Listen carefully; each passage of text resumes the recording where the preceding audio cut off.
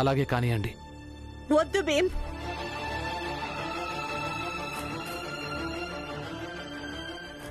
నువ్వు మా అందరి కోసం ఎవరికో సేవ చేయడానికి వీల్లేదు. పులియా పిన్ని, నా కారణంగా మీరందరూ ఇల్లు లేని వాళ్ళు అవ్వాల్సి వస్తుంది. ఒకవేళ నేనలా జరగనివ్వకూడదనుకుంటే ఈ పని చెయ్యక తప్పదు.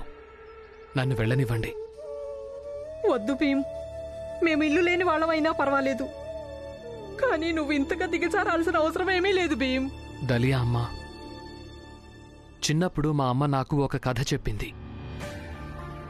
ఏ చెట్టు దగ్గరైతే పిల్లలు ఎక్కువగా ఆడుకుంటారో ఆ చెట్టు తన కొమ్మల్ని వంచుకుంటుందని. అది నిజమో కాదో నాకు తెలీదు, కానీ మా అమ్మ చెప్పిన ప్రతి కథ నా మనసులోనే ఉంది. ఇక అలా చూసుకుంటే ఒకవేళ మీ అందరినీ నీడలేని వాళ్ళు కాకుండా కాపాడాలంటే అందుకోసం నేను కూడా కొంచెం వంగక తప్పదు. నేను వంగుతాను కూడా. నన్ను వెళ్ళనివ్వండి. ఎందుకని మీరు తిరిగొచ్చారు? ఎందుకంటే నా కారణంగా వీళ్ళందరూ బజారున పడిపోవడం చూడలేను నేను. కానీ మీరెక్కడికి వెళ్ళి సేవ చేయడానికి వీల్లేదు. ఎందుకు సేవ చేయకూడదు? ఆ రోజు కూడా చేసేవాణ్ణే కదా, అలాగే ఈ రోజు కూడా చేస్తాను. తేడా కేవలం ఒకటే రమ్మా, ఈరోజు ఆయన నన్ను ఇంకొంచెం అవమానిస్తారు. అవమానించుని, అయిన వాళ్ల కోసం ఈ మాత్రం భరించగలను.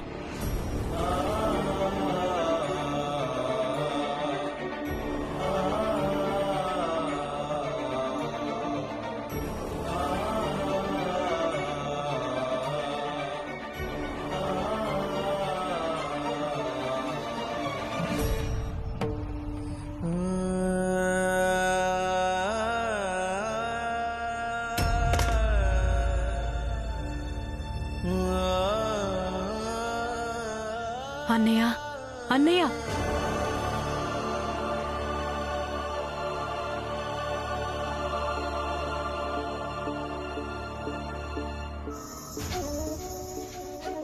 పదలక్ష్మి, లోపలికెళ్దాం.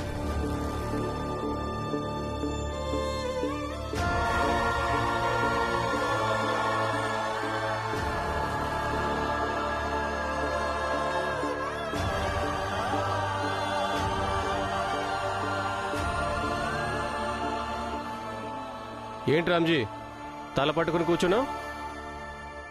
అలసిపోయావా లేక ఓడిపోయావా? నా మాట విని ఓటమిని అంగీకరించు. మనందరిది ఏ జాతో ఆ జాతికున్న స్తోమతే ఇంత. ఎప్పుడు ఎవరికి అనిపించినా ఎవరో ఎక్కడి నుంచో వచ్చి మంచం వేసుకొని నిద్రపోయి అలాగే నలుగురెదుగురిని నిలబెట్టగానే ఇక మనందరం నిస్సహాయమైపోయి నోరు మూసుకొని నిలబడిపోయి ఉంటామంతే. వాళ్ళ ఆదేశాన్ని పాటించడం కోసం అంతే. ఇదే మనందరి జీవితం. ఇక దీన్నే మనం భరిస్తూ ఉండాలి. ఈయన ఎన్నో కథలు వినిపించాడు. భీమ్ సతారాలో అదని ఇదని, ఇది చేశాడని అది చేశాడని. ఇక ఇక్కడ కూడా నరోత్తమ్ జోషి విషయంలో ఎన్నో కట్టుకథలు అల్లాడు. కానీ ఈరోజు నిజానికి భీమ్ పరిచయం సరైన పెద్ద జాతి వ్యక్తితో అయింది. రామ్జీ,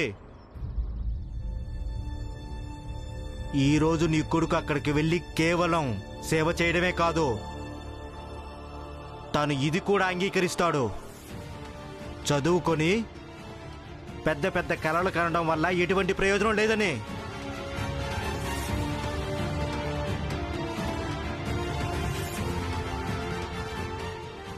పిన్ని, నేను ఆయన్ని చూడ్డానికి వెళ్తాను.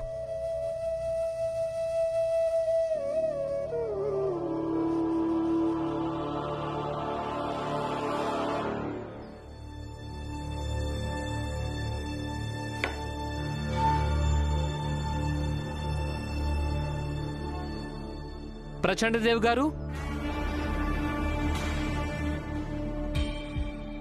ప్రచండదేవ్ గారు,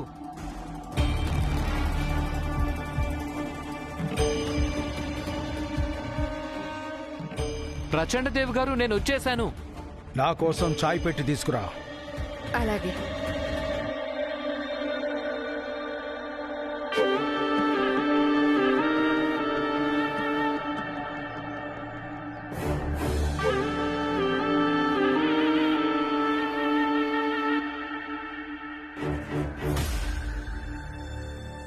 నన్ను వెళ్ళనివ్వండి. నువ్వు లోపలికి వెళ్ళడానికి వీల్లేదు. ప్రచండ దేవ్ గారు, ఈరోజు నేను ఇది చూడాలి.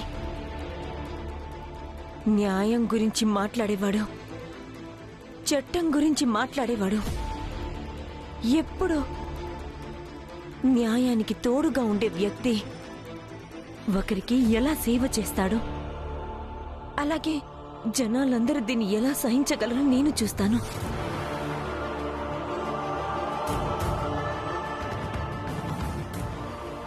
రమా, చూడు, నీ భర్త భీమ్రావ్ అంబేద్కర్ మీదొట్టు. ఈరోజు ఈయన కనుక సేవ చేస్తే ఈ రోజు నుంచి నేను న్యాయం, చట్టం, నిజం, ఇంకా నిజాయితీ లాంటివేవి పట్టించుకోను. ఈయనని కూడా పట్టించుకొనివ్వను.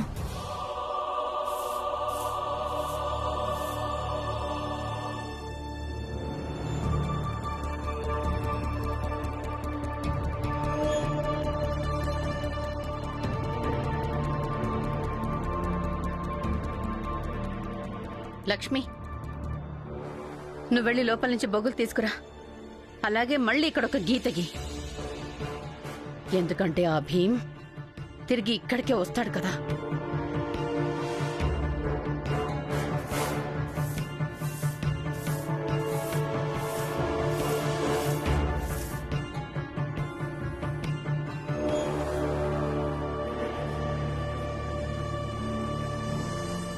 ఇంకొంచెం గట్టిగా గీ లక్ష్మి.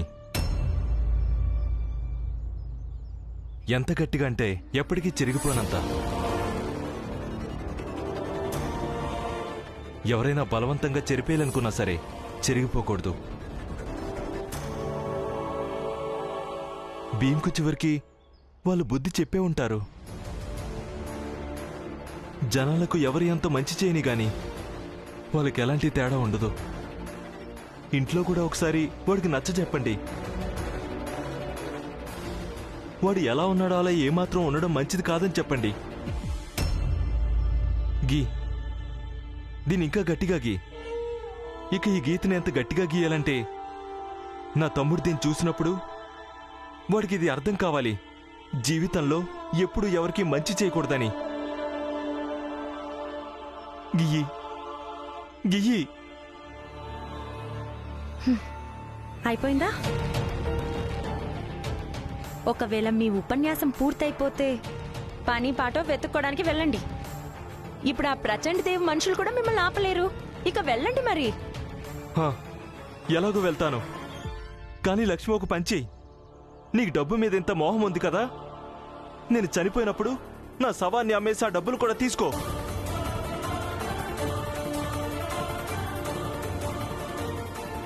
గీతగి గీతగి.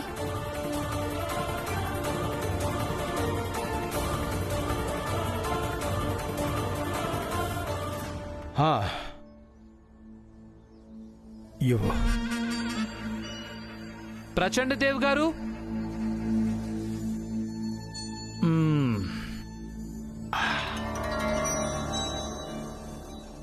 నేను నీకు చెప్పాను కదా, నీ ఉపవాసాల వల్ల నా పనులన్నీ పూర్తవుతాయని.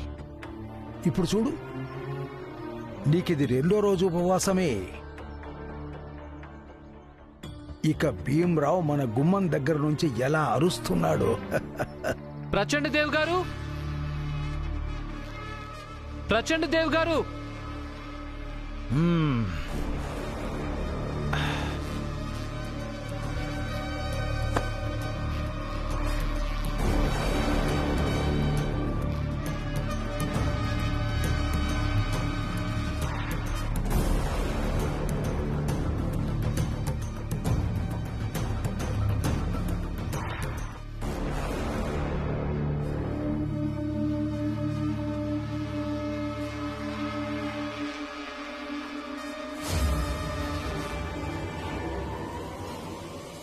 ఏంటి ఒక చిన్న జాతి వ్యక్తి?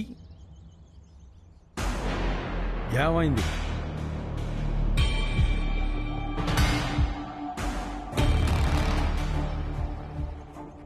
నువ్వే చెప్పు. ఏం పని కోసం వచ్చావు? ఇక నువ్వు వెంటనే మా ఇంటికి రావాలి. అలాగే మా ఇంటికి వచ్చి అయ్యగారు అయ్యగారు నేను మీకు సేవ చెయ్యాలి అని అడగాలి.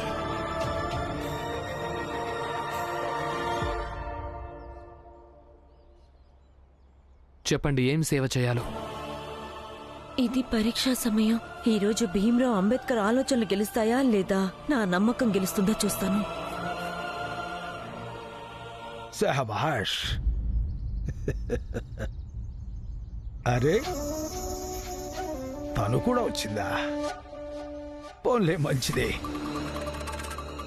తన భర్త ఎలా సేవ చేస్తాడో కూడా చూస్తుంది. ఇలా రా, ముందుకురా. రా రా.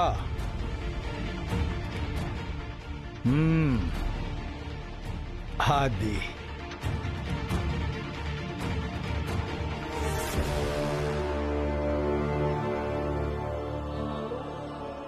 ఇప్పుడు నీ భర్త నా కాళ్ళు పడతాడు చూడు.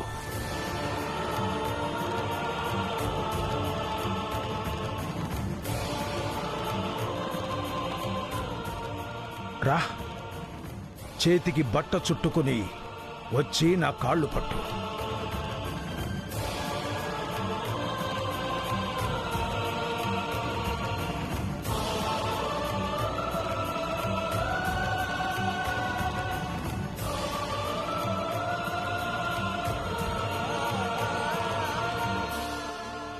నువ్వు సమయాన్ని బాగా వృధా చేస్తున్నావు.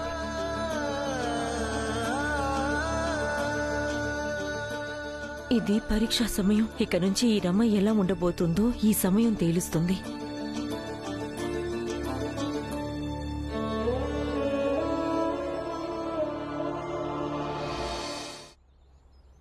ఆనంద్, నేను అన్నంగా వెళ్ళిన రామ్జీ ఇంతవరకు రాలేదు. ఎక్కడ వెతికినా కనిపించలేదు. పద, వెళ్ళి మళ్ళీ వెతుకుదాం. వద్దు బాబాయ్, ఎక్కడున్నాడో నాన్నను అక్కడే ఉండనివ్వండి. కాని బాబు, మా ఇంట్లో అన్ని బాధలే బాబాయ్. ఇక అందరికంటే ఎక్కువగా బాధపడుతుంది నాన్న. బాబాయ్, మీకు గుర్తుందా, మేమందరం చిన్నగా ఉన్నప్పుడు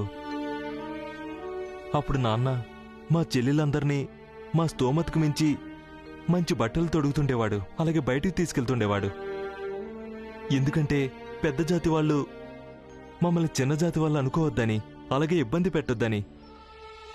బహుశా నాన్నకు ప్రచండదేవి లాంటి ఎంతోమంది తెలుసు అనుకుంటా. మా అన్నా చెల్లెళ్ళందరినీ రక్షణ కవచంలో ఉంచాడు. ఇక ఆయనకి ఏం దక్కింది? బాలా అన్నయ్య, తన మీద నాన్నకు అందరికంటే ఎక్కువ ఆశలుండేవి. కాని తనేం చేశాడు? అందర్నీ వదిలేసి వెళ్ళిపోయాడు. ఇక ఈరోజు భీమా ప్రచండదేవ్కు సేవ చేయడానికి వెళ్ళాడు. మీరెప్పుడైనా ఆలోచించారా నాన్నకు ఎలాంటి ఆశ కూడా ఉంటుందని? ఇక నేనున్నాను. చిన్నప్పుడు చదువులేప్పుడు తప్పించుకునేవాణ్ణి.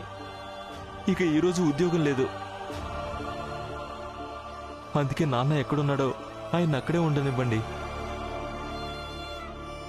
బహుశా ఏకాంతంలో ఉంటే నాన్న కొంచెం శాంతి లభిస్తుందేమో. ఎందుకంటే మన ఇంటికి శాంతి చాలా అవసరం బాబాయ్. శాంతి కావాలి బాబాయ్, శాంతి కావాలి.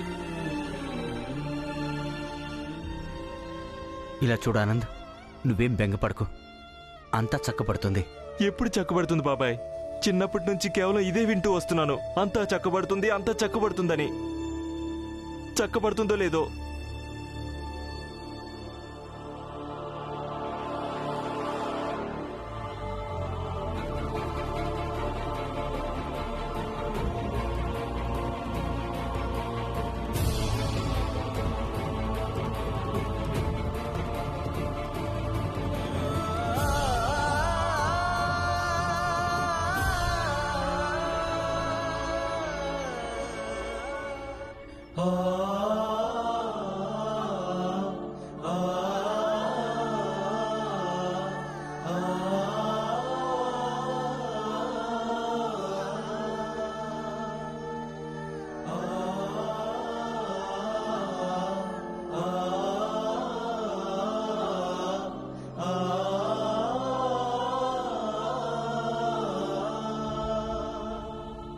ఇక్కడ ప్రచండ్ దేవ్ అంటే ఎవరు?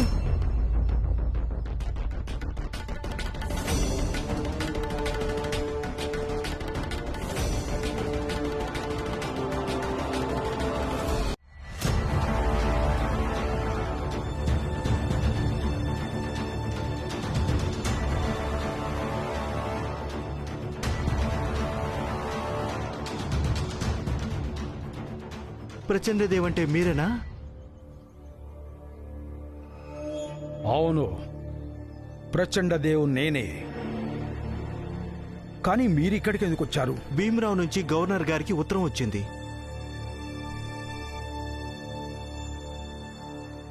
అందులో ఆయన మీకు వ్యతిరేకంగా కంప్లైంట్ ఇవ్వడం జరిగింది.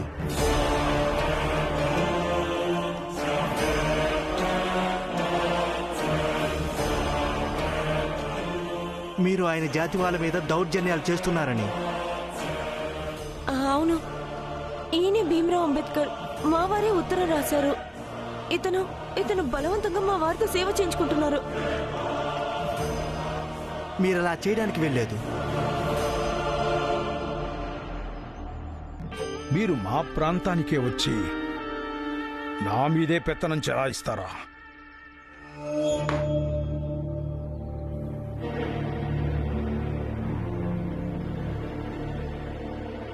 గవర్నర్ గారు ఆదేశించారు. ఎలా చెప్పానో అలాగే చేయండి, లేదంటే 10 నిమిషాల్లో మిలిటరీ మొత్తం వచ్చి ఇక్కడ నిలబడుతుంది. అన్నట్టు భీమరావు జాతి అలాగే తన ఇంట్లో వాళ్ళ మీద ఏమాత్రం దౌర్జన్యం చేయకండి. మిస్టర్ భీమరావు, మీరింటికెళ్ళండి. ధన్యవాదాలు సార్. పదరమ్మా.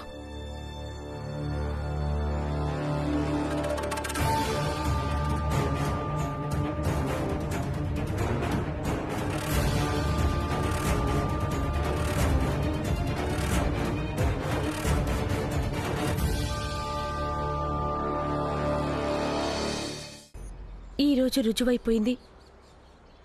మీకు చట్టం మీద ఏ నమ్మకమైతే ఉందో అది సరైంది. నేనే తప్పుగా ఆలోచించా.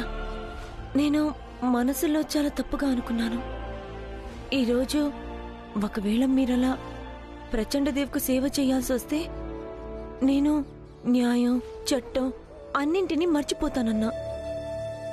అలాగే మీకు కూడా చెప్పాలనుకున్నా, ఇవన్నీ పనికి మాలినవని. మీరు బ్యారిస్టర్ కావద్దని చెప్పాలనుకున్నా.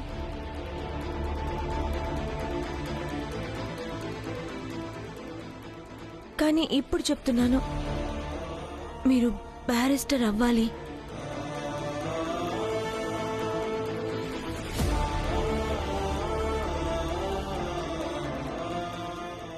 ఎప్పుడైతే ప్రతి ఒక్కరి నమ్మకం సన్నగిల్లుతుందో అప్పుడొక్కటే మిగులుతుంది, అది చట్టం.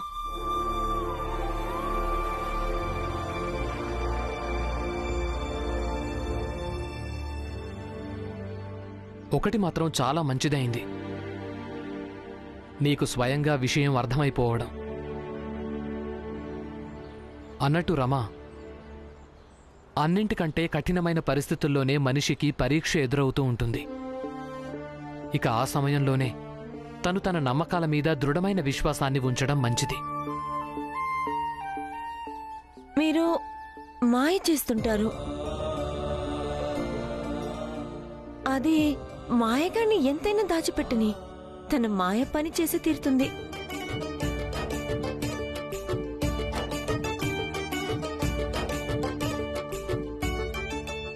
ఇంటికెళ్దామా?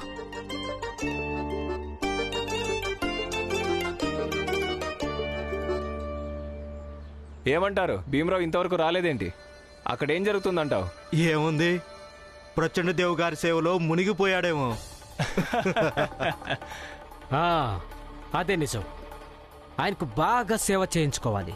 నేనేమంటున్నానంటే, ఎంత సేవ చేయించుకోవాలంటే ఆ భీమరావుకు పూర్తిగా అర్థమైపోవాలి తన జాతి, తన స్థాయి, అలాగే స్తోమత ఏంటో.